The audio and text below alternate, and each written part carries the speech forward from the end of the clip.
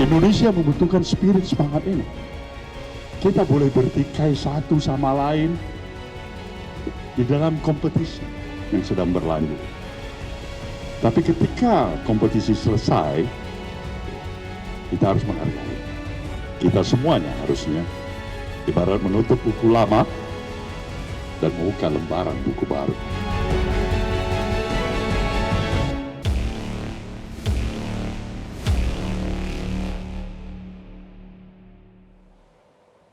Usai MK menolak seluruh permohonan sengketa hasil Pilpres 2024 yang diajukan oleh paslon nomor urut 1 Anies Baswedan Muhaimin Iskandar dan paslon nomor urut 3 Ganjar Pranowo Mahfud MD, pasangan Anies Muhaimin dan Ganjar Mahfud menyatakan putusan MK menjadi penanda berakhirnya seluruh proses Pilpres 2024.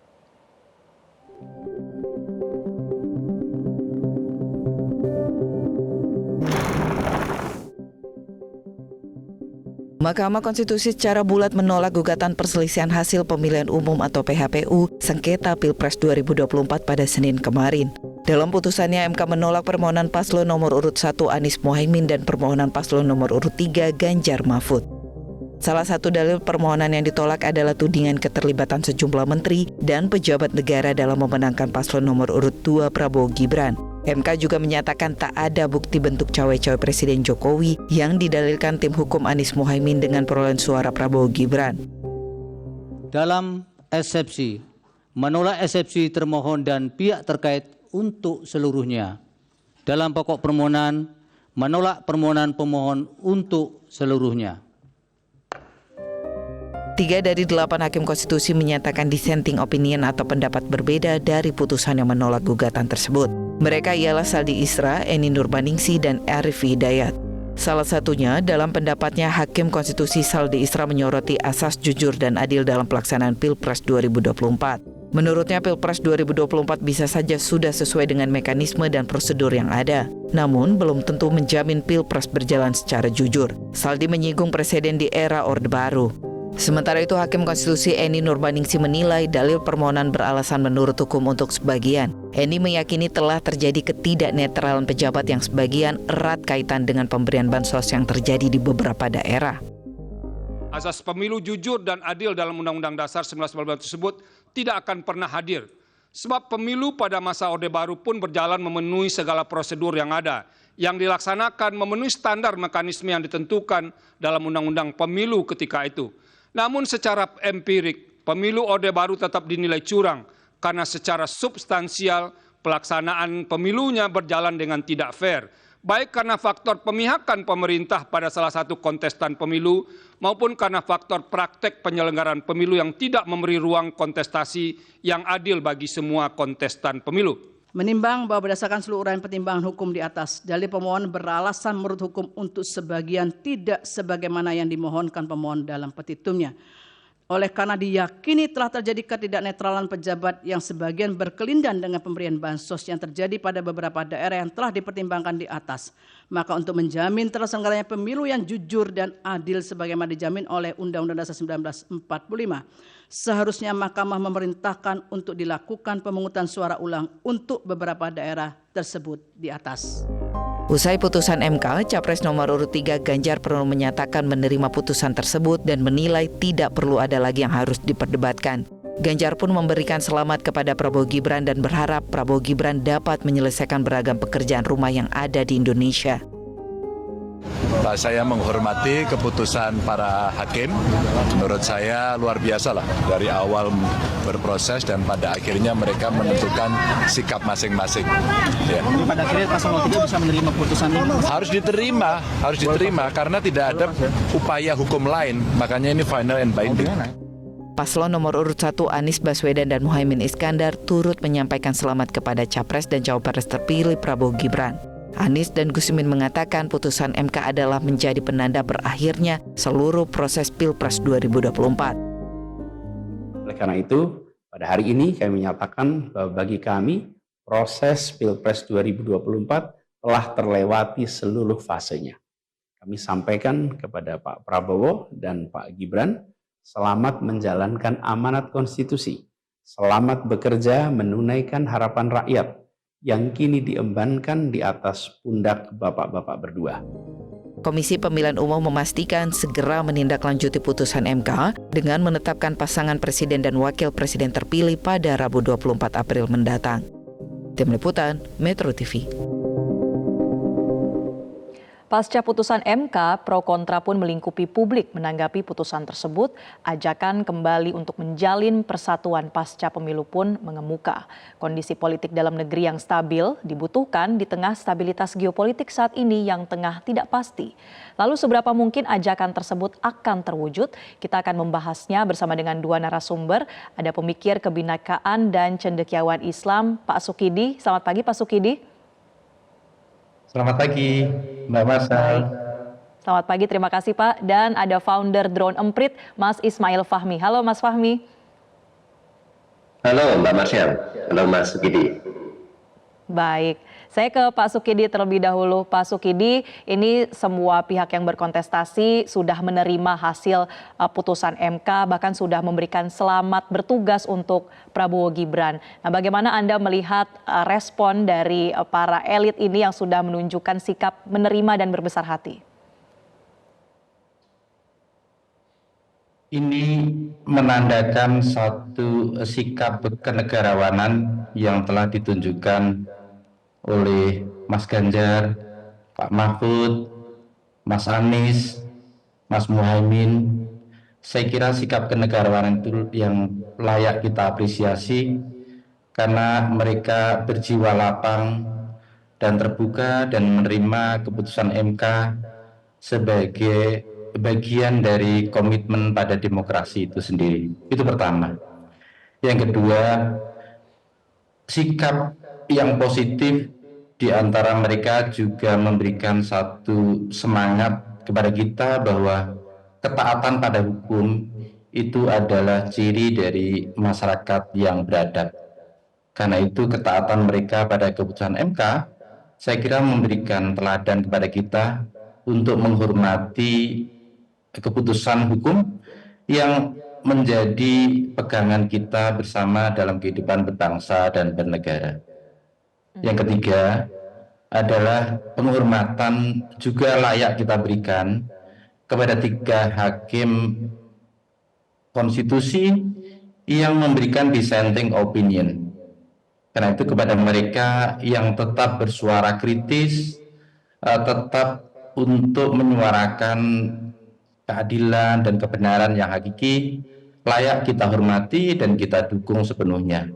Dan kebiasaan kita untuk merawat perbedaan di tengah keragaman ini, tapi juga terikat pada tali persatuan itu yang selalu menjadi ikatan bersama kita dalam kehidupan berbangsa dan bernegara.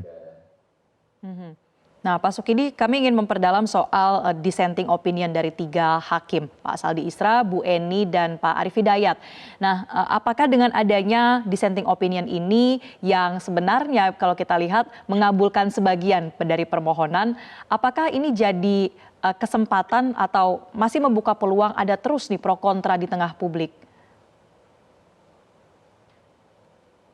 Saya kira kita justru memberikan satu apresiasi dan penghormatan kepada mereka yang tentu saja tetap menyuarakan pentingnya the role of ethic, aturan etika itu sendiri, tentang pentingnya ketaatan kita pada aturan demokrasi dan sekaligus agar kekuasaan tidak disalahgunakan.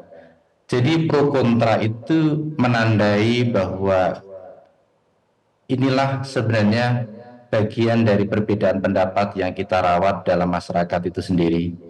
Perbedaan pendapat untuk saling memberikan rasa respek yang setara, baik mereka yang setuju maupun yang tidak setuju, dan itu bagian dari komitmen kita pada demokrasi. Saya kira kita harus selalu memberikan ruang untuk perbedaan pendapat ini, termasuk yang disuarakan oleh 3 hakim dan termasuk implikasinya pada masyarakat sipil, karena mereka memiliki hak yang penuh untuk terus menyuarakan kebenaran dan keadilan yang mereka harapkan pada Republik ini. Oke, berarti ini juga sebenarnya menunjukkan bagaimana kedewasaan publik untuk bisa terus berbeda pendapat tapi tidak saling menyerang lagi begitu ya Pak Sukidi setelah sudah final hasil dari MK. Nah sekarang saya ke Mas Fahmi. Mas Fahmi, bagaimana dengan respon dari warganet di dunia maya ini? Apakah sudah sejalan dengan kata-kata ucapan dari yang mereka dukung, figur-figur utama yang mereka dukung kan sudah memberikan selamat. Bagaimana dengan warganet? Baik, pertama kita lihat ya bagaimana warganet itu merespon putusan PHPU MK. Kita punya data kira-kira seminggu terakhir dan kita ambil data dari media online dan media sosial, dan ternyata yang paling menarik adalah pada saat pembacaan putusan pada tanggal 22 April kemarin, yang paling ramai itu adalah pemberitaan di media online. Sementara di media sosial itu cenderung hampir sama lah gitu dengan sebelumnya. Tidak ada euforia yang lebih tinggi, protes yang lebih tinggi, dan seterusnya gitu. Dan kalau dilihat di sini, kenapa media online memberitakan? Karena banyak sekali ini dibanding dengan sebelumnya ya, sangat rendah media online. Mereka ingin mengetahui bagaimana perkembangan jalannya pembacaan putusan, kemudian juga respon-respon dari tokoh-tokoh yang ada. Dan kalau kita lihat ya dari analisis sentimen, kita lihat pada tanggal 22 April saja, analisis sentimennya menyatakan bahwa sentimen positif itu lebih besar itu di media online, sekitar 48% itu positif. Kemudian negatifnya hanya 19%. Dan di antara sentimen positif di media online, banyak di sana menyatakan apresiasi atas sikap dari paslon 1 dan 03 ya, yang lapang dada menerima putusan MK.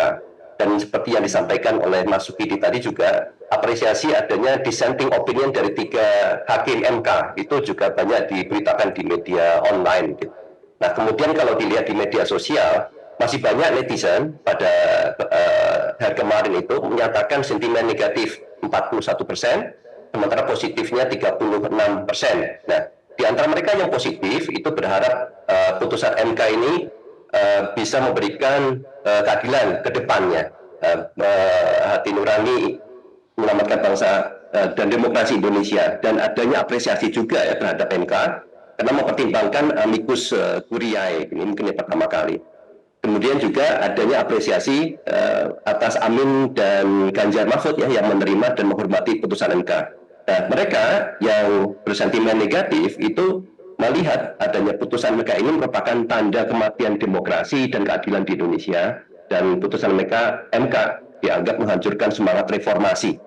Ini kira-kira hasil bacaan yang ada di media sosial, dan kita lihat ada beberapa top newsmakers ya, terutama dari Capres dan Cawapres seperti Anies Baswedan, Ganjar Pranowo, Prabowo Subianto, opini mereka, pendapat mereka, pernyataan mereka itu sangat positif, dan cenderung mereka semuanya itu untuk move on ya ke depan, seperti yang disampaikan Mas Sukidi tadi, merupakan pernyataan sikap kenegarawanan. Apapun hasilnya, ini adalah ada akhir dari proses Pilpres dan mereka akan menerima. Banyak juga dari selain Capres dan Cawapres, ada tokoh-tokoh yang lain dari Muhammadiyah ya, seperti Sekum PP Muhammadiyah, Abdul Mukti, dan kemudian juga dari PBNU, PNU, yang semuanya positif dan mengajak supaya masyarakat move on ke depan. Demikian, Mbak. Oke. Yang menarik di media sosial justru masih banyak 41% ya yang menyatakan dengan sentimen negatif. Nah, rata-rata ini yang sentimen negatif, apa yang kemudian masih sulit untuk mereka terima, Mas Fahmi, terkait dengan hasil Pilpres kemarin? Kalau dilihat utamanya mereka, salah satu yang paling besar adalah bagaimana MK sempat meloloskan Gibran pada saat awal, bagaimana menjadi cawapres. Ini yang menjadi menurut mereka awal semua permasalahan yang muncul, dan berikutnya itu merupakan proses yang sudah wajar di dalam Pilpres ya, adanya kontestasi, permainan media sosial, kompetisi, campaign, strategi campaign dan lain-lain. Tetapi yang menjadi masalah utama itu adalah bagaimana putusan MK pada saat awal. Ya, itu yang mereka sesalkan. Oke. Nah, Pak Sukidi tadi sudah disebutkan ternyata yang disesalkan ini memang prosesnya sejak awal. Tapi kan kalau kita sudah merunut bagaimana hasil dari penilaian pertimbangan hakim, ini sudah sesuai dengan hukum semuanya ya berjalannya pemilu pada 2024 ini. Nah, lantas apa yang perlu dilakukan oleh elit juga untuk bisa meyakinkan masyarakat yang sudah mendukung mereka kemarin ini tidak kecewa berlarut-larut? Nanti saya akan tanyakan saya minta jawaban dari Anda, Pak Sukidi, usai jeda. Pemirsa tetaplah bersama kami di Selamat Pagi Indonesia.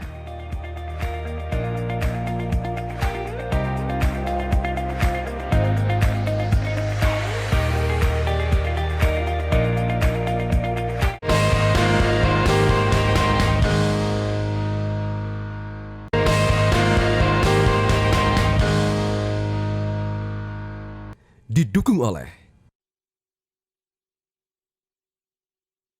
pemerintah hari ini tentu saja terkait dengan selesainya pemilu juga menjadi bagian yang tidak terpisahkan dari kehendak kita semua. Oke. Keputusan Mahkamah Konstitusi sudah terang benderang dengan begitu guyup dalam pengertian yang tadi disebutkan oleh Uda Andre ini adalah waktunya tidak bisa lagi orang menghujat dan caci maki. Ya. Waktunya sekarang move on. Segera move on, kumpulkan semua energi kita ini untuk membangun Indonesia, melanjutkan kepemimpinan ini dengan baik. Karena ke depan Indonesia kita kan? Tapi kita juga harus tetap memberikan pendidikan politik, harus tetap menyadarkan masyarakat, harus membuka mata, harus tetap menyoroti bahwa memang terjadi pelanggaran-pelanggaran walaupun itu memang belum diatur dalam hukum. Dan itu harapan kita ke depan. Sebenarnya tidak untuk diatur dalam hukum, sebenarnya kan ke depannya kita akan lebih mencari kandidat-kandidat atau politisi-politisi yang mempunyai standar etik dan moral yang lebih tinggi dari hari ini.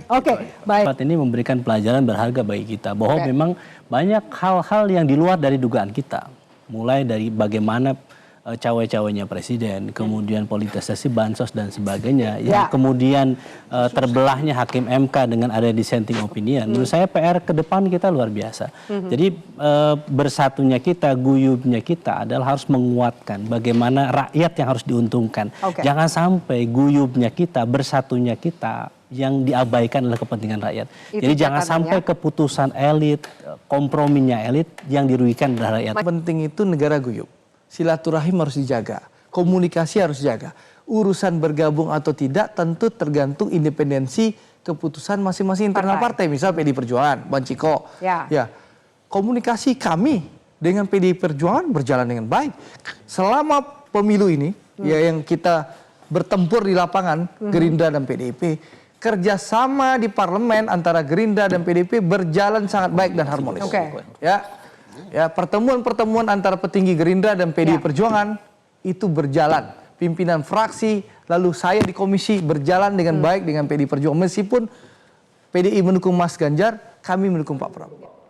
Ya pemirsa, kita lanjutkan perbincangan terkait bagaimana upaya untuk bisa kembali merajut persatuan pasca putusan MK soal Pilpres 2024. Nah Pak Sukidi, bagaimana kemudian langkah-langkah yang memang tepat untuk bisa meredam masih adanya sejumlah pihak yang belum merasakan keadilan dari adanya putusan MK kemarin? Pertama tentu saja kita harus selalu mengajak kepada seluruh masyarakat Indonesia untuk taat pada hukum. Karena ketaatan pada hukum itu adalah ciri dari satu keadaban dan peradaban masyarakat. Itu pertama. Yang kedua, kita senantiasa mengajak masyarakat untuk kembali menghidupkan dan membangun demokrasi setelah mengalami fase resesi dan regresi dan bahkan kerusakan demokrasi yang sedemikian parah. Ini saatnya masyarakat untuk terlibat secara aktif bahwa demokrasi adalah tanggung jawab kita untuk kita rawat, kita jaga, kita majukan demi kebaikan bersama. Itu yang kedua. Yang ketiga adalah dalam Republik Demokratis yang diwariskan oleh Bung Hatta, selalu ada pembatasan kekuasaan itu sendiri. Karena itu Republik Demokratis yang harus kita hidupkan ke depan sebagai ikhtiar untuk mengemban amanah yang diletakkan oleh para pendiri bangsa, harus selalu disertai kesetiaan pada aturan hukum. Kenapa? Karena impian Republik Demokratis yang tidak disertai dengan aturan hukum menjadikan penguasa terjatuh pada tirani kekuasaan itu sendiri. Agar penguasa tidak terjatuh menjadi tiran, maka aturan hukum itu harus ditegakkan, dan kita berharap kepada pemerintah hari ini dan ke depan untuk selalu setia pada penegakan aturan hukum. Karena apa? Karena aturan hukum itulah yang menjadi kerisauan kita bersama sebagai bangsa. Bahkan lebih dari itu, sebenarnya menjadi kerisauan besar dari pengusaha luar negeri yang ingin menaruh investasi di Indonesia itu sendiri. Karena misalnya investasi terakhir Apple misalnya ya, itu menunjukkan bahwa kita hanya memperoleh investasi kurang lebih 1,6 triliun, sementara di Vietnam investasi Apple sudah mencapai 256 triliun. Ini kalau kita jujur pada kondisi kita, adalah satu tamparan yang cukup memalukan kepada kita bahwa ada masalah yang jauh lebih serius yang sebenarnya kita hadapi sebagai bangsa. Bahwa aturan hukum tidak tegak, korupsi merajalela, penyalahgunaan kekuasaan terjadi di mana-mana. Itulah yang membuat kenapa investor tidak begitu percaya untuk menaruh investasi yang besar kepada Indonesia. Itu yang ketiga. Yang keempat adalah selalu pada pemimpin bangsa ini untuk melihat ke depan bahwa tantangan yang kita hadapi sebagai bangsa itu amat sangat berat. Pemerintah ini mewariskan satu kegagalan dalam mencerdaskan kehidupan bangsa. IQ warga negara Indonesia berada di 129 dunia dan bahkan terendah di Asia Tenggara. Indeks human capital kita, modal manusia yang menjadi kunci kemajuan bangsa, itu berada pada angka 114 di dunia menurut UNDP. Dari dua hal ini saja, dari aspek kecerdasan warga dan juga indeks human capital, kita tertinggal jauh. Karena itu retorika negara maju itu harus disertai komitmen untuk mencerdaskan kehidupan bangsa dan sekaligus memajukan modal manusia itu sendiri. Karena apa? Karena tidak ada kemajuan satu bangsa yang ditentukan oleh faktor-faktor lain. Kemajuan satu bangsa selalu ditentukan oleh faktor modal manusia. Modal manusia kita yang rendah itulah yang membuat kita tersiok-siok untuk mengejar ketertinggalan. Kecerdasan warga yang begitu rendah itulah yang membuat kita selalu tertinggal dengan negara-negara di Asia Tenggara dan negara-negara maju. Karena itu tantangan kita ke depan. Belum kita bicara soal kesejahteraan yang tidak merata, masyarakat miskin yang cukup besar, dan juga kelas menengah yang sulit sekali untuk menjadi kaya, tapi rentan untuk jatuh miskin. Nah, ini sebenarnya menuntut pemerintah untuk memberikan kebijakan yang lebih bisa memberikan satu kesempatan, satu keistimewaan kepada kelas menengah, agar mereka bisa naik kelas menjadi kaya dan kelas miskin juga menjadi kelas menengah, sehingga kita memperoleh satu keseimbangan baru. Keseimbangan yang diimpikan oleh Bung Karno tentang kesejahteraan bersama yang menjadi cita-cita bersama di balik berdirinya Republik ini. Baik. Nah, Mas Fahmi, poin-poin yang tadi disampaikan oleh Pak Sukidi, apakah sebetulnya sudah tercermin kesadaran yang dimiliki oleh warganet terkait untuk taat pada hukum, menghidupkan kembali dan menguatkan demokrasi yang berlandaskan hukum? Ini apakah sudah disadari oleh warganet terlepas dari siapa yang menang dan kalah, tapi skop lebih besarnya adalah soal demokrasi? Sudah tercermin belum? Sebetulnya itu yang dituntut dari netizen ya, tentang demokrasi, tentang keadilan, tentang kesejahteraan, soal investasi, pembangunan, sumber daya manusia, dan lain-lain. Itu banyak menjadi concern, banyak menjadi protes juga dari kalangan netizen. Dan mereka terlihat di situ sebetulnya tidak terlalu peduli siapa yang menjadi pimpinan, ya mereka tetap menyuarakan. Dan kebanyakan itu dari kalangan akademisi. Dari kalangan akademisi mereka terus menyuarakan hal ini, perkara nanti pimpinan Capres dan Cawapres sekarang sudah menyampaikan kayak menerima, tetapi saya kira kritik-kritik dan diskusi akan terus jalan. Dan ada hal yang sebetulnya menjadi kekhawatiran kita ya terkait dengan literasi di media sosial. Kita belajar dari Pilpres kemarin bagaimana media sosial, terutama misalnya di TikTok gitu ya, TikTok, di Facebook dan Instagram dan lain-lain terutama dipakai untuk kalau mungkin bahasa akademisnya itu memanipulasi opini publik. Bagaimana hal yang positif menjadi negatif, hal yang negatif menjadi positif, ketika disuarakan dengan sangat masif itu bisa diterima oleh publik secara luas. Dan publik netizen terutama itu mereka sulit untuk bisa melihat secara kritis, karena memang daya kritis kita di media sosial sangat susah. Gitu. Dan itu sebetulnya bukan hanya di Indonesia, di luar negeri juga sama. Makanya apa yang diharapkan oleh Mas Sukidi tadi, saya kira itu sangat penting itu ada di para pemimpin. Karena pemimpin inilah yang kemudian mereka benar-benar berpihak kepada rakyat, sumber daya alamnya, pendidikannya, investasinya, benar-benar untuk rakyat. Maka yang terjadi adalah kebijakan untuk rakyat. Sehingga kebijakan itu kalau nanti turunannya di media sosial, media sosial akan dipakai untuk mempromosikan kebijakan-kebijakan yang bagus gitu. Tapi sebaliknya, jika kebijakannya nanti bukan untuk rakyat, tapi untuk keperluan oligarki misalnya, karena investasi pada saat Pilpres kemarin cukup tinggi, sehingga tuntutan dari oligarki yang membantu juga sangat besar, sehingga kebijakan bukan untuk rakyat, maka yang dikhawatirkan adalah percakapan di media sosial itu didrive untuk mendukung kebijakan-kebijakan yang bukan mengarah untuk kepentingan rakyat, tapi untuk mengarah ke oligarki. Jadi ini akan menjadi challenge, tantangan, dan ini sangat powerful. Ini bisa dilakukan di media sosial, terutama TikTok itu yang sangat masif.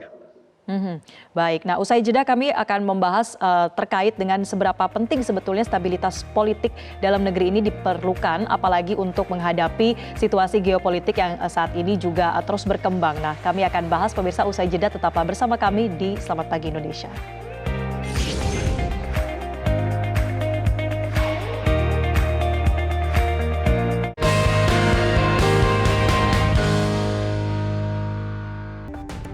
Tidak boleh juga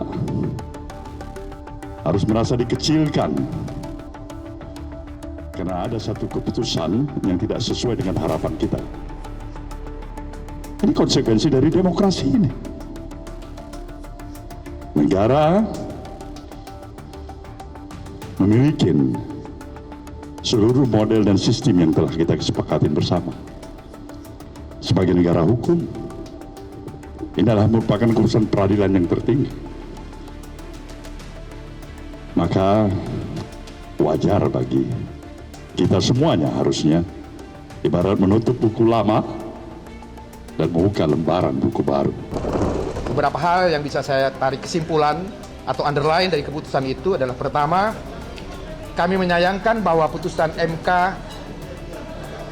mengabaikan aspek-aspek yang bersifat keadilan substansial di dalam mengambil keputusan tentang PHPU pemilu presiden. Namun demikian, sebagai partai yang memegang prinsip negara hukum dan demokrasi,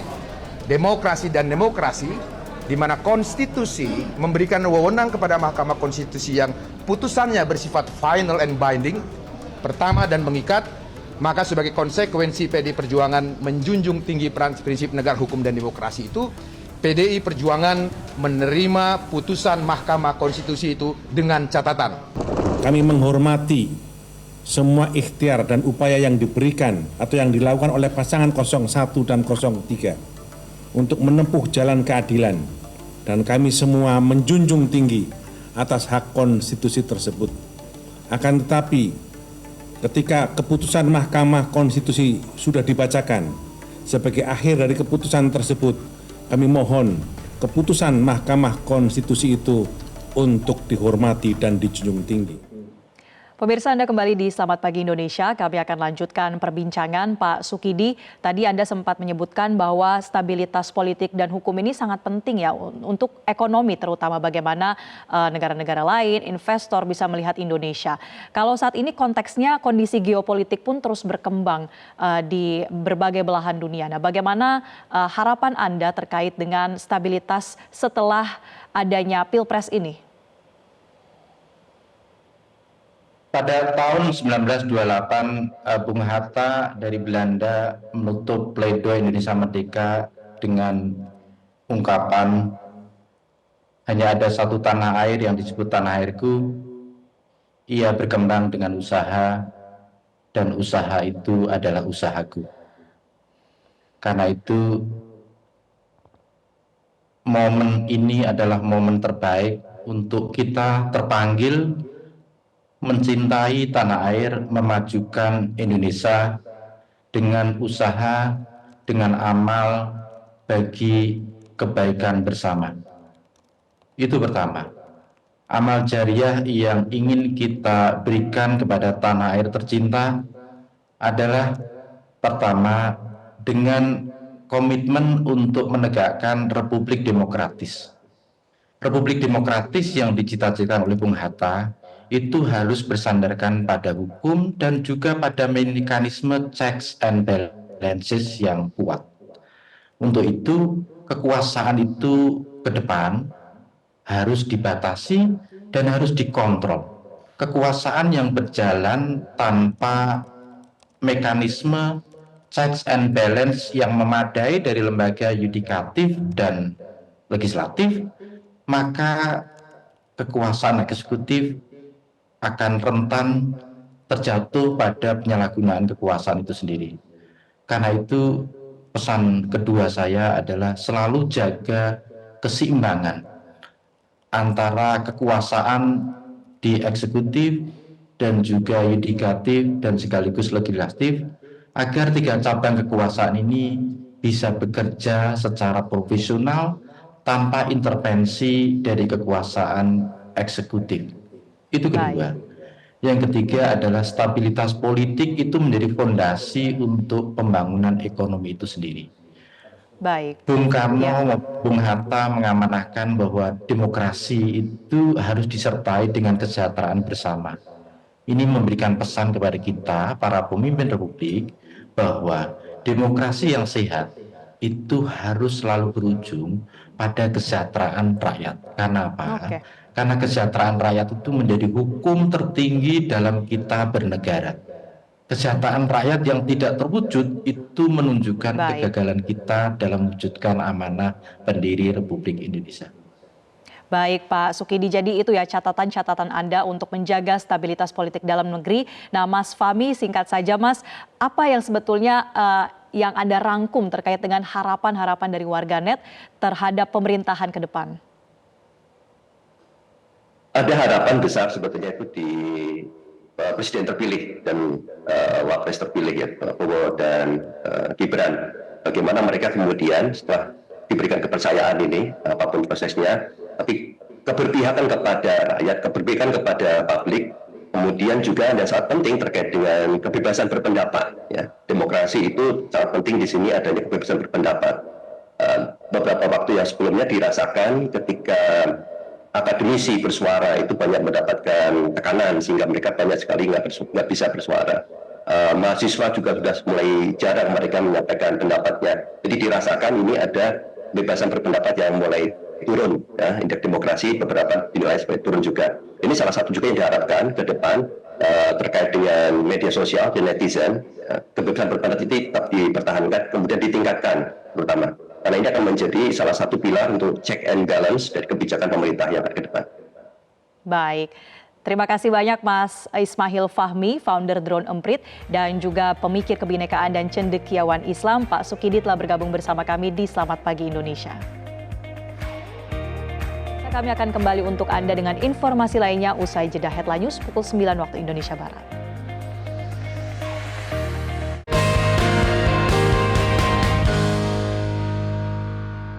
Jelajahi cara baru mendapatkan informasi. Download Metro TV Extend sekarang.